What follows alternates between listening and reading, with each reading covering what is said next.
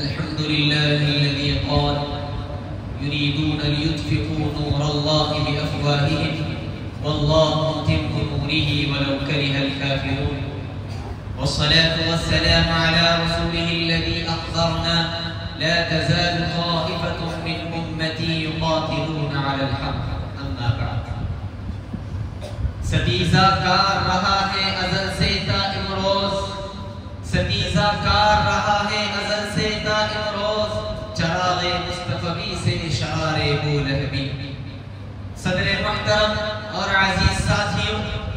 اس چمنستان عالم کا پتا پتا بوٹا بوٹا اس بات پر شاہد ہے یہ قرۂ عرض ابتدائے آخری نشری سے حق و باطل کی رزمگاہ خیر و شر ہی ہے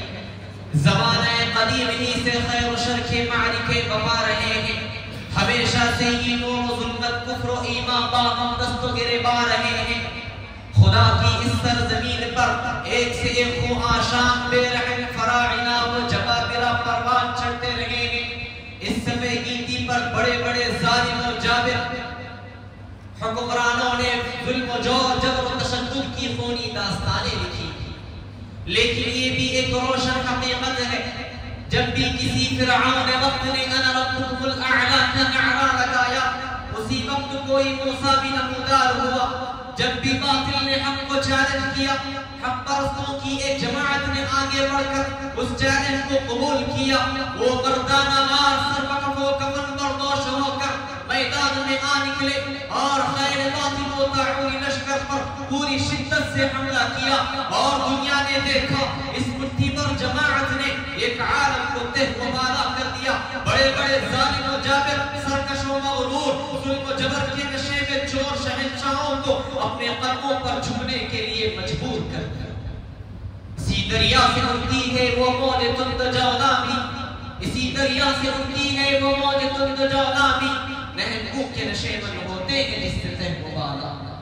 حضرات انہی شیران اسلام سرفروشان خیر الانام باقی توحید کے متوالوں میں پاسبان حرم صاحب بخشش و کرم فخر ملت و الدین سلطان صلاح الدین ایوبی بھی ہے چنانچہ جب قبلہ اول پر عالم سلیمی 90 سال سے اپنے خون چکا داستان اور ظلم و بربریت کا اعلان کر رہا تھا پاسبان اسلام خواب غفلت میں مدہوش تھے تو خداوند عظیم نے اپنے ایسے پرستار کو اسلام کی پاسبانی حرم کی پاسبانی اور قبلہ اول کی آزادی کے لیے منتخب فرمایا جس کا قلب و جگر اسلام کی عظمت سے معمور تھا جس کے چہرے پر عزم استقلال کی نور ایک نورانی کرنے جلوہ فقط چنانچہ یہ عظیم مجاہد تیز و کفرون بردوش ہو کر دشمنوں کے ازدحام میں بے خوف و خطر گھس جاتا ہے پھر معرکہ حق و باطل شروع ہو جاتا ہے جہاں دیکھنے والوں نے حق و باطل کا یہ معرکہ 2-4 دن نہیں 2-4 ماہ نہیں 2-4 سال نہیں بلکہ خیر و شر کا یہ معرکہ 30 سے 35 سال سے لڑا جا رہا تھا آخر کبھی کبھی یہی ہوا کہ دیکھنے والے نگاہوں نے جہاں یہ دیکھا کہ عالم سلیمی کو ہٹا کر پھر سے آن شان سے قبر اول پر پرچم ہلالی پھر سے لہرا رہا اور جہاں دیکھنے والی نگاہوں نے یہ بھی دیکھا اسلام کا وہ وطن جلیل جس کے نام سے وقت کے چنگیزوں کا خون رگوں میں منجمد ہوتا تھا وہ اپنے بچھڑے ہوئے کم سے بچے کی طرح بیت المقدس کی چوکٹ سے لپٹ کر سسک سسک کر رو رہا ہے آہ ایوبی کی وہ کھیتی جس نے اس نے اپنے خون جگر سے سینچا تھا اپنے مقدس لہو سے پروان چڑھایا تھا آج وہ ملعون اسرائیلیوں کے قبضے تصرف میں آ کر جھلس رہی ہے یاد رکھنا خندق کے موقع پر آپ علیہ السلام نے فرمایا روم مل گیا فارس مل گیا یمن مل گیا یہ کفار و مشرکین تہمہ لگا رہے تھے ہنس رہے تھے یہاں مدینے کو بچانے کی طاقت نہیں کہیں گے روم کو فتح کر لیں گے فارس کو فتح کر لیں گے یاد رکھنا تم نے خندق کے موقع پر بھی ہمارا مذاق اڑایا تھا پھر تم نے دیکھا میرے نبی کا فرمان سچ ہوا روم فتح ہوا فارس زیر ہوا یمن کے محلات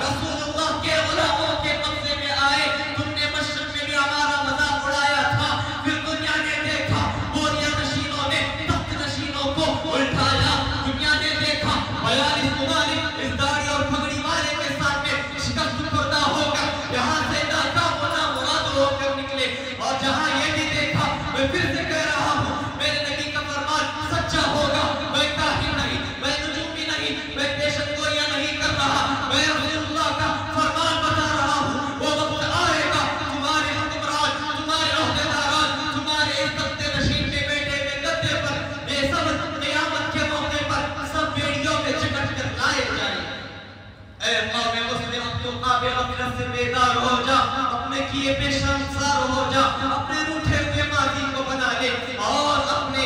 روٹھے ہوئے ماضی کو بنا لے۔ اے قوم مسلم، اب تو قابل غفلت سے بیدار ہو جا۔ بیت المقدس کا یہ سقوط ایک تاریخی حادثہ نہیں بلکہ